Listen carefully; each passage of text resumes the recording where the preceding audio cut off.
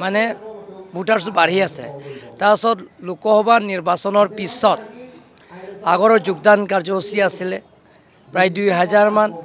ইয়াত আজি second time যোগদান কাৰ্যসূচী আছে। ফেমিলি হিচাপে 500 পিছত লিষ্ট লৈ 560 হাউচেছ মান আহিছে। ভোটাৰ্ছ হিচাপে 3জন বা 4জন হিচাপ কৰিলে 2000 মান ওপৰত। ইয়াত এঘৰৰ এজনে আজি নিমন্ত্ৰণ কৰা হৈছে আৰু প্ৰত্যেক ঘৰৰ পৰা আহিছে যিবিলাক যোগদান কাৰ্যসূচী যোগদান কৰা পৰিয়ালবিলাক আজি আহিছে।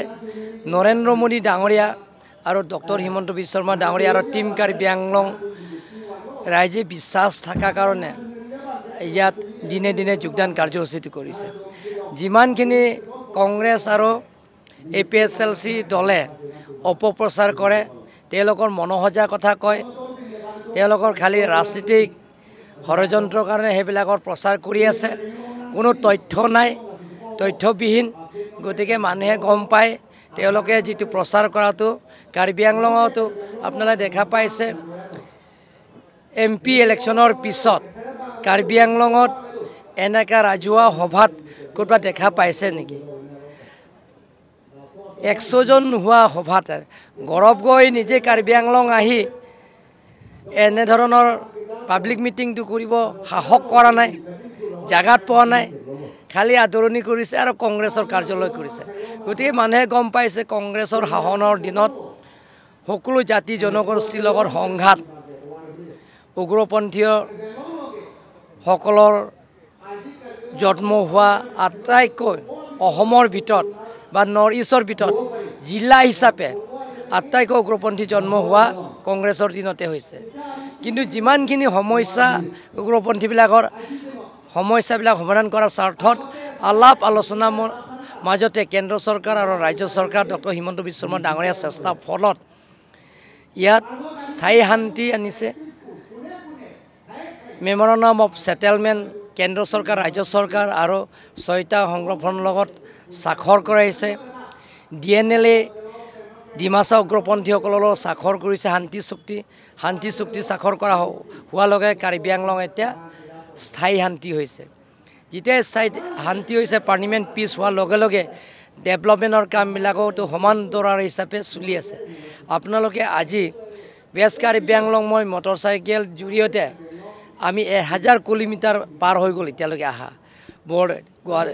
ডিফুৰ পৰা হাৱাংলৈ, হাৱাং পৰা চিংথং গোটেই সমষ্টিলৈ ঘূৰিলোঁ, ৰাতি থাকিলোঁ, দল সংগঠনৰ লগত কথা পাতিলোঁ, বুদ্ধিজীৱীৰ লগত কথা পাতিলোঁ, জ্যেষ্ঠ নাগৰিকহঁতৰ লগত কথা পাতিলোঁ। মানুহবিলাকৰ বহুত আদৰণি কৰিছে।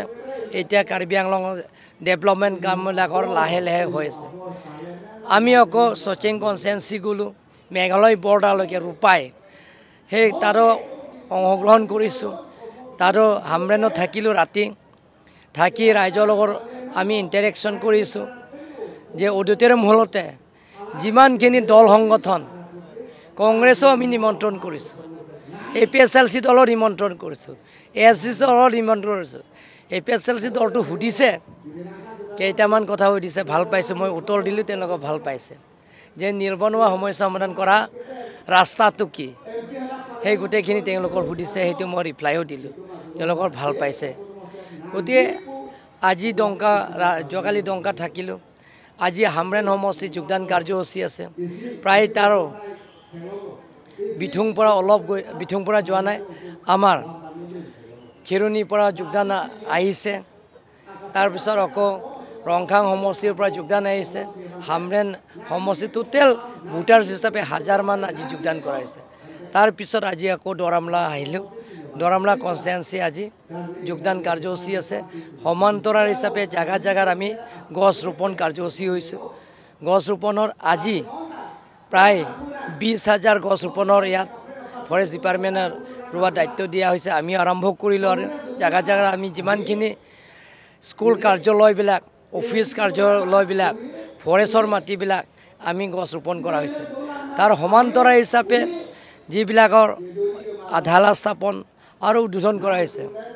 বৰকক আগতে ME স্কুল হৈছে, আপগ্ৰেড কৰি আমি প্ৰভিন্সিয়েলাইজ হাই স্কুল দিয়া হৈছে।